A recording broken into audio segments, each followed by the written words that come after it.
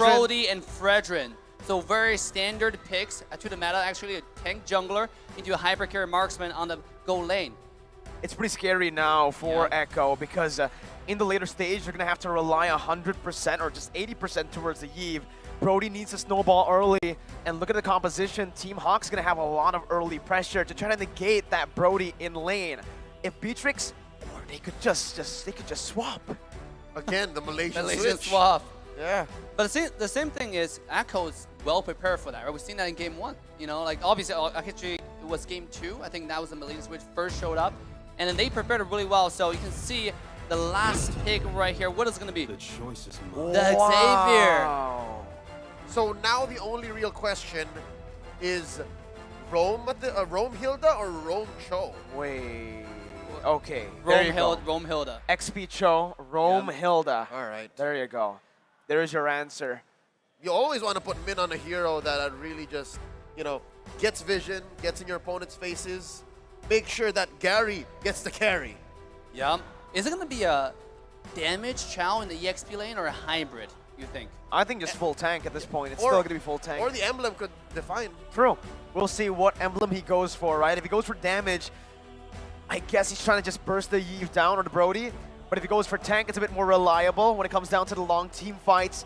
Just, again, we're seeing the support coming in from both of the teams. Tennis Indoor Sanayan for both Echo and Team HAQ. Let's give it up one more time before we get into the decider. Back to a best of one. Game number 5 in the land of Dawn.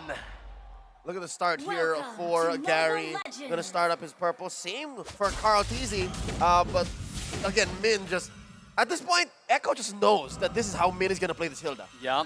And I gotta give the draft actually to Team HAQ for picking up Xavier in the end. If you look at the entire side of Team Echo, who's gonna get on this Xavier? Zong. Yeah, sure, you don't, but you have to go through a lot of vision, right? Because you know exactly where Yujon's coming. You have Hilda, you have Chow, who's not gonna lose lane that much. So if Yujon's gonna be rotating, Chow's gonna tell his team, hey, by the way, there's a dragon coming your way, so be prepared. I guess at that point, they're just hoping that Sanford, again, makes the wrong call and is just left with nothing. Because that happens. We've seen that happen many times in this series so far. They did swap, by the way. Swap, yep. But I don't think it's a good lane for the Beatrix up against the Yu Zong. You can already see it. And in the gold lane, Benny is actually going to be able to dish out some damage back in. Lola losing onto the trade despite having a 2v1. You know, the swap philosophy is very, very interesting right here. Because Beatrice, again, is going to fall behind in the lane. Because Team Farm as well, compared to the Brody. But the thing about this game is Brody late game is going to be much less scarier compared to Beatrix, right? Because Beatrix, after you get those 3 core items, the Cauldron Size, the DHS, the Golden Staff, he's going to one-shot the Frederick.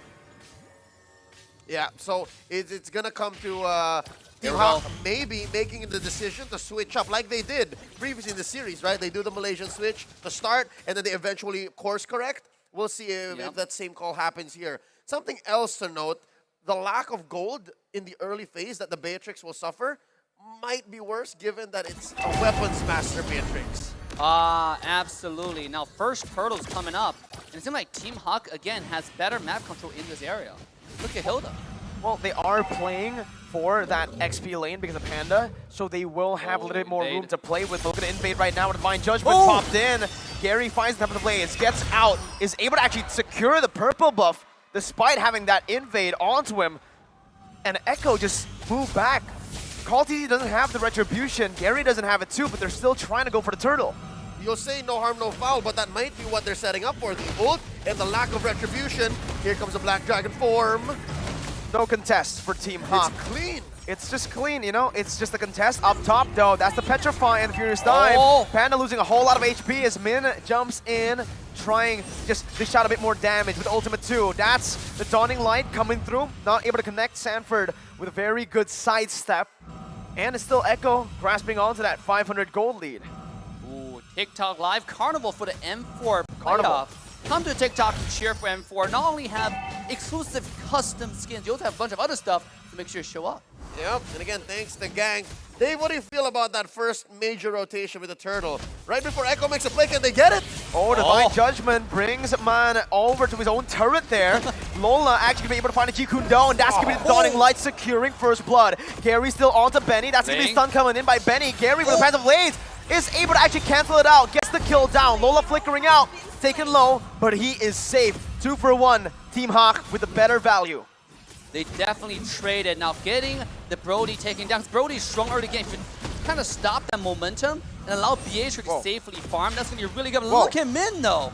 Just being a nuisance to the entire side of Echo. I gotta say the first rotation for the entire side of Echo is pretty smart. They made it the jungle, take the blue away. Look at the damage. Did they succeed? From Savior. Oh yeah, no, that's Gary. Yep. Let's grant that purple.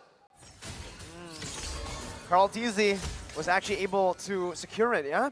Against Gary here, who didn't have the retribution on time. Again, in this game, it does feel like Team HAQ are getting a lot of kills, and I do feel like for the Beatrix, it's not going to be an XP lane Beatrix the entire game. It's just going to be the XP lane Beatrix up until the 5th minute. Then they're going to swap. At the 5th minute, though, the gold cards and the XP cards, they don't exist anymore. So again, I think it really was the intention to win the lane. Yep. And so far, they're making it there, but they're not converting to much because, again, the major objectives are going to Echo. Yes, I mean, and Echo is playing really smart again in this game, right? Their rotation, they're playing the HAQ game in a sense, where taking aggressive to your own jungle, taking lane's jungle, no lane's weak in jungle, have to use retry just to secure objectives. You can now, because of the early play from Carl TZ, from Team Echo, now Ling is forced to not contest any objectives, but to go to the other side to steal scraps, really, right? 1 or 2 small camps. Slowly but surely, they're starving Gary, and it may seem like Echo, 5 minutes in, found their way back into the series. Here in the mid lane, you can already see some damage being placed down, but Carl TZ on the Fredrin, he can just soak that damage in. Min and Gary will not be able to actually dish out as much as Carl TZ sustains, especially when he's already he's very tanky now actually, steals the purple buff away, and like you mentioned, Gary is not getting a say in the game right now. Divine Judgment pulling Min back, that's the real world inflation popped in as well. Gary, with the time of the blades, isn't able to dish out as much damage as he would want to. Yep, and all this time, THQ making the most of it. Panda was pushing up top, that's a tier 1 going down. And that's very important tier 1. We saw this happen in the previous game with tier 1 top happen, and then it's tier 1 bottom, but here go Minlay. Beautiful cancel for that way the dragon, man. It was looking bad, but wait. Carl TZ solo? What? 1v1, Panda taken down in the XP lane as Gary looks for a trade here. Oh, that's the cutoff. Yaoi fighting the sandwich maneuver, holding on. No, doesn't have the Divine Judgment actually. Gary gets out with the Finch Poise. Oh, here we go. The split push meta from HAQ now. You know, actually, a little bit of uncharacteristic from each side. They're playing each other's game in a sense, right? We know Echo to be the split push, but now it's the other side from HAQ. They're playing Ling. Oh, here we go. Yaoi, he does have the ultimate, does have the flicker though. Not enough damage between the 3 of them down there. And it's impressive how Carl TZ has gotten to this level, right? Yeah. Slowly but surely, stealing things away as much as he could from Gary. And yeah, Sanford so far did so well to keep Panda down, Mom. And now here's the eventual course correction. And Carl TZ is not letting go, man. Oh, here we go.